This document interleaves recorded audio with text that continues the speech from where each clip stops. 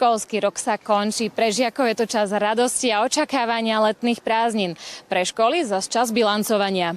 Bol veľmi náročný tento školský rok, nakoľko aj naša škola vstúpila do kurikulárnej reformy, ktorá teda vyžadovala množstvo vzdelávaní, množstvo príprav, množstvo vecí, ktoré teda učitelia spolu s nami, s vedením školy museli teda zvládnuť. Tešíme sa, že všetko nám vyšlo tak, ako sme chceli, napriek tomu, že to teda naozaj bolo náročné. Žiaci to taktiež ľahké nemali a počas školského roka absolvovali množstvo písomiek. No, tak ja som spokojná so svojimi známkami, keďže to boli čisté jednotky a vlastne polepšiť by som sa chcela len možno v tom, že viacej mať organizované tie veci, že čo ako kedy sa učiť a nie všetko na poslednú chvíľu robiť. Ja som z vysvedčení spokojná veľmi, tiež som mala čisté, ale podľa mňa to bolo zaslúžené, že naozaj sme si to všetci vydreli. No škola nebola len o učení, ale aj o tvorbe spoločných zážitkov. Asi na lyžiarsky. Tam sme zažili veľmi veľa krásnych spomienok a momentov,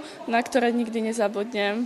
Ja som si tiež veľmi užila lyžiarsky výcvik. Aj som sa naučila veľa lepšie lyžovať, ako som vedela. Podľa slov riaditeľky aj deviatáci nemali ľahkú cestu k úspešnému ukončeniu základnej školy.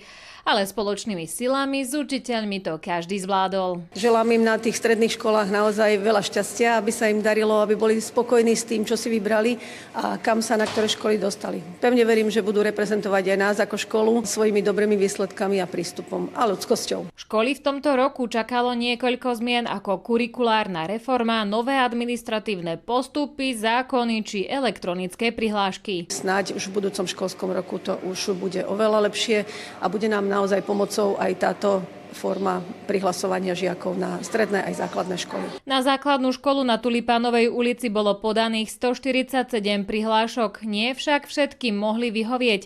Aj napriek tomu, že miesto plánovaných 2 tried od nového školského roka budú mať 3 triedy prváčikov. Mária Gajerová, televízia Nitrička.